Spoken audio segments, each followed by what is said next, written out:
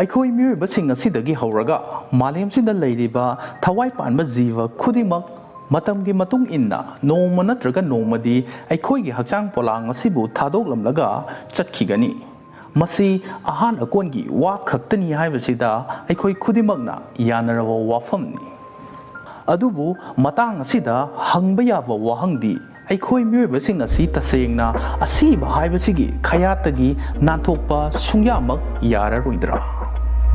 ꯑꯩꯈꯣꯏꯁꯤꯕꯨ ꯏꯝꯃꯣꯔꯇꯦꯜ ꯍꯥꯏꯕꯗꯤ ꯁꯤꯕ ꯅꯥꯏꯗꯕ ꯍꯥꯏꯕꯗꯨ ꯑꯣꯏꯕ ꯌꯥꯒꯗ꯭ꯔꯥ? ꯉꯁꯤꯒꯤ ꯑꯁꯨꯛ ꯌꯥꯝꯅ ꯂꯦꯞꯄ ꯂꯩꯇꯅ ꯆꯥꯎꯈꯠꯂꯛꯂꯤꯕ ꯃꯣꯗꯔꯟ ꯃꯦꯗꯤꯁꯤꯟ ꯑꯁꯤꯅ ꯁꯤꯔꯕ ꯃꯤꯑꯣꯏ ꯑꯃꯕꯨ ꯑꯃꯨꯛ ꯊꯋꯥꯏ ꯍꯥꯞꯆꯤꯟꯗꯨꯅ ꯍꯤꯡꯒꯠꯍꯟꯕ ꯉꯝꯒꯗ꯭ꯔꯥ? ꯃꯇꯥꯡ ꯑꯁꯤꯗ ꯑꯗꯣꯝꯅ ꯍꯦꯛ ꯇꯥꯕ ꯃꯇꯝꯗ ꯁꯣꯏꯗꯅ ꯉꯛꯀꯅꯤ ꯃꯗꯨꯗꯤ ꯌꯨꯅꯥꯏꯇꯦꯗ ꯁ꯭ꯇꯦꯠꯁꯇ ꯕꯦꯖ ꯇꯧꯕ ꯀꯝꯄꯦꯅꯤ ꯑꯃꯗꯤ ꯃꯁꯤꯒꯤ ꯑꯈꯟꯅꯕ ꯇꯣꯞ ꯇꯣꯞꯄ ꯄ꯭ꯔꯣꯖꯦꯛ ꯑꯁꯤꯒꯤꯗꯃꯛ ꯆꯍꯤ ꯂꯤꯁꯥꯡ ꯁꯤꯠꯅ ꯊꯕꯛ ꯇꯧꯕ ꯍꯧꯈ꯭ꯔꯦ ꯍꯥꯏꯕꯁꯤꯅꯤ꯫ ꯑꯩꯈꯣꯏꯅ ꯅꯣꯡꯊꯛꯇ ꯄꯥꯏꯔꯤꯕ ꯑꯦꯌꯔꯀ꯭ꯔꯥꯐ ꯄ꯭ꯂꯦꯟꯁꯤꯡ ꯑꯁꯤꯕꯨ ꯁꯥꯔꯤꯕ ꯃꯤꯕꯨ ꯑꯦꯔꯣꯅꯣꯇꯤꯛꯁ ꯀꯧꯕꯒꯨꯝ ꯑꯩꯈꯣꯏꯅ ꯁꯤꯖꯤꯟꯅꯔꯤꯕ ꯏꯂꯦꯛꯇ꯭ꯔꯣꯅꯤꯛ ꯗꯤꯚꯥꯏꯁꯁꯤꯡ ꯑꯁꯤꯕꯨ ꯁꯥꯔꯤꯕ ꯃꯤꯕꯨ ꯏꯂꯦꯛꯇ꯭ꯔꯣꯅꯤꯛꯁ, ꯔꯣꯕꯣꯠ ꯁꯥꯔꯤꯕ ꯀꯥꯡꯕꯨꯕꯨꯅ ꯔꯣꯕꯣꯇꯤꯛꯁ꯫ ꯑꯁꯨꯝꯅ ꯁꯤꯔꯕ ꯃꯤꯒꯤ ꯍꯛꯆꯥꯡꯕꯨ ꯁꯣꯏꯗꯅ ꯍꯤꯡꯒꯠꯂꯛꯈꯤꯅꯤ ꯍꯥꯏꯕꯒꯤ ꯑꯁꯥꯗ ꯑꯁꯤꯕ ꯍꯛꯆꯥꯡ ꯑꯗꯨꯕꯨ ꯂꯤꯗꯨꯅ ꯊꯝꯕ ꯍꯥꯏꯕꯗꯤ ꯄ꯭ꯔꯤꯖꯔꯕ ꯇꯧꯗꯨꯅ ꯊꯝꯂꯤꯕꯁꯤꯡ ꯑꯁꯤꯕꯨꯅ ꯀ꯭ꯔꯥꯏꯑꯣꯅꯤꯛꯁ ꯍꯥꯏꯅ ꯈꯪꯅꯩ꯫ ꯉꯁꯤ ꯇꯤꯝ ꯏꯔꯣꯜꯅꯨꯡꯗꯒꯤ ꯃꯅꯤꯅ ꯄꯨꯖꯔꯛꯂꯤꯕ ꯏꯄꯤꯁꯣꯗ ꯑꯁꯤ ꯀ꯭ꯔꯥꯏꯑꯣꯅꯤꯛꯁ ꯍꯥꯏꯔꯤꯕ ꯐꯤꯜꯗ ꯑꯁꯤꯒꯤ ꯃꯇꯥꯡꯗꯅꯤ꯫ ꯉꯁꯤ ꯐꯥꯎꯕꯗ ꯑꯩꯈꯣꯏꯒꯤ ꯄ꯭ꯔꯤꯊꯤꯕꯤ ꯑꯁꯤꯗ ꯃꯤꯑꯣꯏꯕꯁꯤꯡ ꯑꯁꯤꯕꯨ ꯑꯣꯃꯣꯔ ꯑꯣꯏꯍꯟꯅꯕꯒꯤ ꯄ꯭ꯔꯣꯖꯦꯛ ꯑꯁꯤꯗ ꯊꯕꯛ ꯇꯧꯕ ꯁꯨꯞꯅꯒꯤ ꯀꯝꯄꯦꯅꯤ 4 ꯈꯛꯇꯃꯛ ꯂꯩ꯫ ꯀꯝꯄꯦꯅꯤ 3 ꯑꯃꯅ ꯌꯨꯅꯥꯏꯇꯦꯗ ꯁ꯭ꯇꯦꯠꯁꯇ ꯂꯩꯕꯅꯤ ꯑꯗꯨꯒ ꯑꯃꯅ ꯔꯁꯤꯌꯥꯗ ꯕꯦꯖ ꯇꯧꯕ ꯀꯝꯄꯦꯅꯤ ꯑꯃꯅꯤ꯫ ꯑꯗꯨꯕꯨ ꯀꯝꯄꯦꯅꯤ 4ꯁꯤꯒꯤ ꯃꯅꯨꯡꯗ ꯈ꯭ꯋꯥꯏꯗꯒꯤ ꯃꯥꯡꯖꯤꯜ ꯊꯥꯅ ꯆꯠꯂꯤꯕ ꯀꯝꯄꯦꯅꯤ ꯑꯁꯤ ꯌꯨꯅꯥꯏꯇꯦꯗ ꯁ꯭ꯇꯦꯠꯁꯀꯤ ꯑꯦꯔꯤꯖꯣꯅꯥ ꯍꯥꯏꯔꯤꯕ ꯃꯐꯝ ꯑꯗꯨꯗ ꯂꯩꯕ ꯑꯦꯜꯀꯣꯔ ꯍꯥꯏꯔꯤꯕ ꯀꯝꯄꯦꯅꯤ ꯑꯁꯤꯅꯤ꯫ ꯍꯥꯏꯔꯤꯕ ꯀꯝꯄꯦꯅꯤꯁꯤꯡ ꯑꯁꯤꯗ ꯇꯨꯝꯕ ꯆꯥꯕ ꯈꯪꯗꯅ ꯔꯤꯁꯔꯆ ꯇꯧꯔꯤꯕ ꯕꯩꯒ꯭ꯌꯥꯅꯤꯛꯁꯤꯡ ꯑꯁꯤꯅ ꯃꯈꯣꯏꯒꯤ ꯄ꯭ꯔꯣꯖꯦꯛ ꯑꯁꯤꯗ ꯊꯥꯖꯕꯒꯤ ꯆꯥꯡ ꯑꯁꯤ ꯀꯔꯤꯒ ꯆꯥꯡꯗꯝꯅꯔꯨꯒꯅꯤ?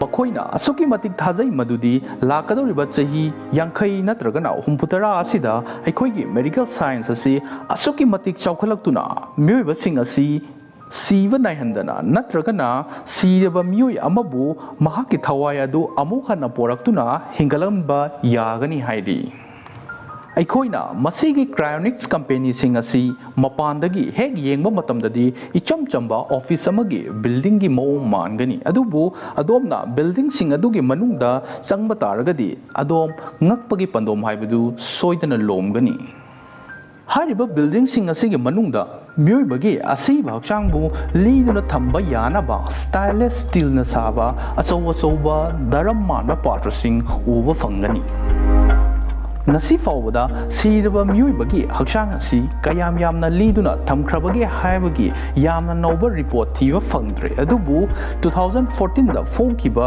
ꯔꯤꯄꯣꯔꯠ ꯑꯃꯒꯤ ꯃꯇꯨꯡ ꯏꯟꯅꯗꯤ ꯑꯁꯤꯕ ꯍꯛꯆꯥꯡ 990 ꯑꯃꯗꯤ ꯌꯨꯝꯗ ꯌꯣꯛꯄ ꯁꯥ ꯍꯥꯏꯕꯗꯤ ꯄꯦꯠꯁ ꯑꯦꯅꯤꯃꯦꯜ 38 ꯑꯃꯒ ꯂꯤꯗꯨꯅ ꯊꯝꯈ꯭ꯔꯦ ꯍꯥꯏꯕꯁꯤꯅꯤ꯫ ꯃꯐꯝ ꯑꯁꯤꯗ ꯗꯦꯠ ꯍꯥꯏꯕꯗꯤ ꯁꯤꯕ ꯍꯥꯏꯕꯁꯤꯒꯤ ꯗꯦꯐꯤꯅꯤꯁꯟ ꯑꯁꯤ ꯑꯩꯈꯣꯏ ꯃꯌꯥꯝꯅ ꯈꯟꯅꯔꯤꯕ ꯑꯁꯤꯒꯗꯤ ꯌꯥꯝꯅ ꯈꯦꯠꯅꯔꯤ꯫ ꯑꯩꯈꯣꯏꯒꯤꯗꯃꯛꯇꯗꯤ ꯁꯤꯕ ꯍꯥꯏꯕꯁꯤ ꯃꯄꯣꯛꯁꯤꯃꯒꯤ ꯂꯣꯏꯔꯦ꯫ ꯑꯗꯨꯕꯨ ꯃꯐꯝ ꯑꯁꯤꯒꯤ ꯌꯥꯝꯅ ꯐꯖꯕ ꯑꯃ ꯍꯥꯏꯔꯒꯗꯤ ꯃꯐꯝ ꯑꯁꯤꯗ ꯁꯤꯕ ꯍꯥꯏꯕꯁꯤ ꯏꯆꯝ ꯆꯝꯃꯤ꯫ ꯃꯈꯣꯏꯒꯤ ꯃꯤꯠꯌꯦꯡꯗ ꯑꯁꯤꯕ ꯍꯛꯆꯥꯡꯁꯤꯡ ꯑꯁꯤꯁꯨ ꯑꯩꯈꯣꯏ ꯃꯤꯑꯣꯏꯕꯁꯤꯡ ꯑꯁꯤꯒ ꯆꯞ ꯃꯥꯟꯅꯩ꯫ ꯈꯦꯠꯅꯔꯤꯕ ꯍꯥꯏꯕꯕꯨ ꯁꯨꯞꯅꯇꯒꯤ ꯑꯩꯈꯣꯏꯗ ꯃꯤꯍꯨꯜ ꯍꯨꯜꯂꯤ ꯑꯗꯨꯒ ꯃꯈꯣꯏꯗꯗꯤ ꯃꯤꯍꯨꯜ ꯍꯨꯟꯕꯒꯤ ꯃꯍꯨꯠꯇ ꯇꯨꯝꯗꯨꯅ ꯂꯩꯊꯣꯛꯄꯒꯨꯝꯕꯅꯤ ꯍꯥꯏꯔꯤ꯫ ꯃꯁꯤ ꯅꯠꯇꯅ ꯃꯈꯣꯏꯒꯤ ꯍꯛꯆꯥꯡꯒꯤ ꯁꯦꯜꯁꯤꯡ ꯑꯃꯗꯤ ꯍꯛꯆꯥꯡꯒꯤ ꯀꯌꯥꯠ ꯈꯨꯗꯤꯡꯃꯛ ꯑꯁꯣꯏꯕ ꯑꯃꯠꯇ ꯌꯥꯎꯗꯦ꯫ ꯄꯨꯝꯅꯃꯛ ꯑꯩꯈꯣꯏꯒ ꯆꯞ ꯃꯥꯟꯅꯅ ꯂꯩ ꯍꯥꯏꯕꯁꯤꯅꯤ꯫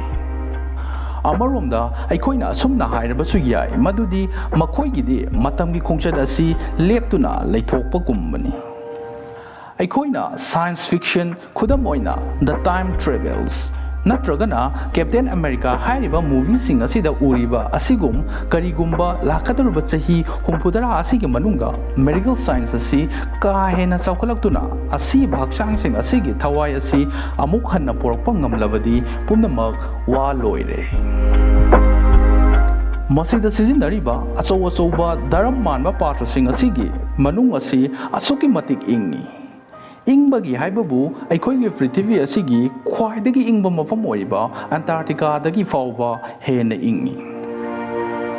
Masigi container asida yaoriba liquid nitrogen asigi ingbagi chang asi -196 degree Celsius ni hairi. Aduga masigi patra asida ingbagi chang asi 24/7 computer amana temperature sing asi kupna senari hairi. Karigumba kanda mai mutkiba taragasu container asida yaujariba masagi backup generator asina chalairi hairi. Subnagi achouba container amada asiba chang mari aduga makok manga hapa challi. Aduga container macha amadadi subnagi makok amakaktamak hapa challi hairi. Cryonic side field asida research toriba expert singna thajabagi matungina makhoina amuk hanna karigumba hingalakpa matamda mahaki brain amadi mamaigi saruk khaktamak masagi oigani aduga atopa haksangi saruksing adudi khusemna saba ngakta oigani haina fongdobli. Makhoina sidringai matamda taukiba thengnakiba thaudo wathok khudima ningsingba ngamgani haina fongdobli. Amadi makhoigi brain adu normal person amaga chap manana sizinaba yagani. Masigi sumathakta makhoigi artificial oiba body parts sing adusu brain gi signal aduna control toba yagani haina fongdogli. Aduga makhoigi heart adusu artificial heart haptuna mathau fazana tawhanba yagani haina fongdogli. Mayamna ningsingjaba amana aigi mamangi video amada artificial heart haptuna hingduna lakiba mathawna phaba nipamacha amagi asengba punsi wari gi matangda hapjakhrabani. Chanbiduna video adusu artificial heart ki maramda hena khangbinabagidama yengba kaubiganu. Aikhoina ngasaidagi khanariba chronic saiba field asigi matangda hek taba matamdadi icham chamba irai laiba ama mana ugani. Adubu tasengna icham chambra haibadudi video asi makha tana yengbiraga soidana khangbigani. Aikhoina asiba hakchang amabu liquid nitrogen da haptuna liduna thambagi process asibu vitrification haina khangnai. Matang asida hangba yaba wahangdi karigumba aikhoina asiba hakchang amabu liquid nitrogen da hekta icham chamna thadaraga vitrification gi process asi yagadawribra. Masigi pakum haibabu yaroi. Tasengna vitrification hairiba process asi yamna luba amadi paisa yamna changba process amakhakni. Full body ama asoi angam yaudana linabagidamak haibadi cryoprotected oinabagidamak chaurakna Indian currency da 1,65 lakhs lom chang. Aduga kok khaktamak tawjage haiba taragadi 60 lakh rom miyoi aduna sidringai matamda deposit tawduna company aduda thamlamgadabani.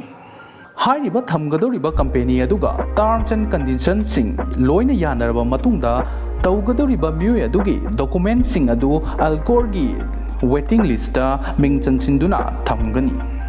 Masigi waiting list haibasigi wahantokti Dr. Tim Mamana Alcor da mingchalamliba miyoi adu siba ngaiduna lairi hairibani. Masigi Dr. Tim masi nomada pungkumari mathau tawduna lairibani. Makhoina miyoi adu hek laikhidre tabaga khudakta laktuna Alcor gi office ta puduna lakani. Aduga hakchang adubu linaba haibadi cryoprotection tawnaba process hawgani. Experts singna thajabagi matungina thabak khudimaksi miyoi aduna hek laikhidabaga yamna thuna tawriba makhai amuk hanna hingalakpagi changjasi wangi hairi. Masigi maram hairagadi mi amana hek siraba matung mahaki heart adu mathau toba lepki. Asumna aikhoigi blood vessels singda cheliba e asi lepkiduna hakchangi kaya singda e yauba ngamchilaktabadagi organ sing asi mathang mathau toba lepsilagi. Matang asida aikhoina khangjengadabadi cryoprotection ge process asi hek hauba hogulakpada aikhoigi blood vessels sing asida e chenba oigadabani. Masigidamak patient adugi thabakta mechanical pump ama hapchinduna e gi khongjel adu lefandanaba tawri. Masigi cryoprotection asi karam haina tawribano haibadugi matangda ha samlakna haijarakke. Aikhoi miyoi bagi hakchangi saruk asi sada humphudi isingi sarukni. ꯑꯗꯨꯒ ꯑꯩꯈꯣꯏ ꯄꯨꯝꯅꯃꯛꯅ ꯈꯪꯉꯤ ꯃꯗꯨꯗꯤ ꯏꯁꯤꯡꯒꯤ freezing point ꯑꯁꯤ 0 degree ꯁꯦꯜꯁꯤꯌꯁꯅꯤ ꯍꯥꯏꯕꯗꯤ 0 degree ꯁꯦꯜꯁꯤꯌꯁꯇ ꯏꯁꯤꯡ ꯑꯁꯤ ꯑꯥꯏꯁ ꯑꯣꯏꯅ ꯐꯝꯖꯤꯟꯈꯤ ꯃꯇꯥꯡ ꯑꯁꯤꯗ ꯑꯩꯈꯣꯏꯅ ꯈꯪꯗꯕꯃꯛ ꯌꯥꯗ꯭ꯔꯤꯕꯁꯤ ꯀ꯭ꯔꯥꯏꯑꯣꯅꯤꯛ ꯄ꯭ꯔꯣꯁꯦꯁ ꯑꯁꯤꯗ ꯗꯔꯀꯥꯔ ꯂꯩꯔꯤꯕ ꯇꯦꯝꯄꯔꯦꯆꯔ ꯑꯁꯤ -175 ꯗꯤꯒ꯭ꯔꯤ ꯁꯦꯜꯁꯤꯌꯁꯅꯤ ꯃꯁꯤꯅ ꯇꯥꯛꯄꯗꯤ ꯀꯔꯤꯒꯨꯝꯕ ꯑꯩꯈꯣꯏꯅ ꯑꯁꯤꯕ ꯍꯛꯆꯥꯡ ꯑꯗꯨ ꯌꯥꯝꯅ ꯏꯪꯕ ꯂꯤꯀ꯭ꯋꯤꯠ ꯅꯥꯏꯇ꯭ꯔꯣꯖꯦꯟ ꯌꯥꯎꯔꯤꯕ ꯀꯟꯇꯦꯅꯔ ꯑꯗꯨꯗ ꯍꯥꯞꯂꯕ ꯃꯇꯨꯡ ꯑꯩꯈꯣꯏꯒꯤ ꯍꯛꯆꯥꯡꯒꯤ ꯁꯦꯜꯁꯤꯡ ꯑꯁꯤꯗ ꯌꯥꯎꯔꯤꯕ ꯏꯁꯤꯡꯒꯤ ꯁꯔꯨꯛ ꯑꯁꯤ ꯑꯥꯏꯁ ꯀ꯭ꯔꯤꯁꯇꯦꯜ ꯑꯣꯏꯅ ꯑꯣꯟꯁꯤꯟꯈꯤꯗꯨꯅ ꯑꯩꯈꯣꯏꯒꯤ ꯕꯣꯗꯤꯒꯤ ꯁꯦꯜꯁꯤꯡ ꯑꯁꯤ ꯃꯇꯣꯝꯇ ꯄꯣꯛꯈꯥꯏꯔꯛꯏ ꯑꯗꯨꯝꯅ ꯀꯔꯤꯒꯨꯝꯕ ꯁꯦꯜꯁꯤꯡ ꯑꯗꯨꯅ ꯀꯥꯏꯈꯤꯕ ꯇꯥꯔꯒꯗꯤ ꯉꯁꯥꯏꯗꯒꯤ ꯍꯣꯠꯅꯖꯔꯛꯂꯤꯕ ꯃꯌꯥꯝ ꯑꯁꯤꯗꯤ ꯀꯔꯤ ꯀꯥꯟꯅꯔꯨꯅꯤ ꯃꯁꯤꯒꯤꯗꯃꯛ ꯗꯣꯛꯇꯔꯁꯤꯡ ꯑꯁꯤꯅ ꯀ꯭ꯔꯥꯏꯑꯣꯅꯤꯛ ꯄ꯭ꯔꯣꯁꯦꯁ ꯑꯁꯤ ꯍꯧꯗ꯭ꯔꯤꯉꯩ ꯃꯥꯡꯑꯣꯏꯅꯅ ꯑꯁꯤꯕ ꯍꯛꯆꯥꯡ ꯑꯁꯤꯗ ꯌꯥꯎꯔꯤꯕ ꯏꯁꯤꯡꯒꯤ ꯁꯔꯨꯛ ꯑꯁꯤ ꯂꯧꯊꯣꯛꯏ ꯑꯗꯨꯒ ꯑꯦꯟꯇꯤ ꯐ꯭ꯔꯤꯖ ꯀꯦꯃꯤꯀꯦꯜ ꯑꯃ ꯃꯈꯣꯏꯅ ꯀꯥꯞꯁꯤꯟꯗꯨꯅ ꯂꯤꯀ꯭ꯋꯤꯠ ꯅꯥꯏꯇ꯭ꯔꯣꯖꯦꯟ ꯌꯥꯎꯕ ꯗꯔꯝ ꯑꯗꯨꯗ ꯆꯍꯤ ꯂꯤꯁꯥꯡ ꯁꯤꯠꯅ ꯂꯤꯗꯨꯅ ꯊꯝꯕ ꯉꯝꯂꯤ ꯉꯁꯤꯒꯤ ꯏꯄꯤꯁꯣꯗ ꯀ꯭ꯔꯥꯏꯑꯣꯅꯤꯛ ꯍꯥꯏꯔꯤꯕ ꯐꯤꯜ ꯑꯁꯤ ꯌꯥꯝꯅ ꯆꯌꯦꯠꯅꯕ ꯂꯩꯕ ꯌꯥꯕ ꯑꯗꯨꯒꯨꯝꯂꯕ ꯇꯣꯄꯤꯛ ꯑꯃꯈꯛꯅꯤ ꯃꯤꯑꯣꯏ ꯀꯌꯥ ꯑꯃꯅꯗꯤ ꯍꯥꯏꯔꯤꯕ ꯀ꯭ꯔꯥꯏꯑꯣꯅꯤꯛ ꯍꯥꯏꯔꯤꯕ ꯐꯤꯜ ꯑꯁꯤ ꯋꯥꯊꯤꯅꯤ ꯍꯥꯏꯅ ꯐꯣꯡꯗꯣꯛꯂꯤ ꯑꯗꯨꯒ ꯃꯤꯑꯣꯏ ꯈꯔ ꯑꯃꯅꯗꯤ ꯃꯁꯤꯒꯤ ꯄ꯭ꯔꯣꯁꯦꯁ ꯑꯁꯤ ꯁꯣꯏꯗꯅ ꯑꯣꯏꯊꯣꯛꯄ ꯌꯥꯒꯅꯤ ꯍꯥꯏꯅ ꯐꯣꯡꯗꯣꯛꯂꯤ ꯑꯗꯨꯕꯨ ꯑꯣꯏꯊꯣꯛꯄ ꯅꯠꯇ꯭ꯔꯒꯅ ꯑꯣꯏꯊꯣꯛꯇꯕ ꯍꯥꯏꯕꯗꯨꯃꯗꯤ ꯃꯇꯝꯅ ꯁꯣꯏꯗꯅ ꯄꯨꯖꯔꯛꯀꯅꯤ ꯉꯁꯤꯒꯤꯗꯤ ꯃꯇꯥꯡ ꯑꯁꯤꯗ ꯃꯌꯥꯝ ꯄꯨꯝꯅꯃꯛꯇꯒꯤ ꯀꯥꯏꯅ ꯌꯥꯊꯪ ꯅꯤꯖꯔꯤ ꯄꯨꯝꯅꯃꯛꯄꯨ ꯈꯨꯔꯨꯝꯖꯔꯤ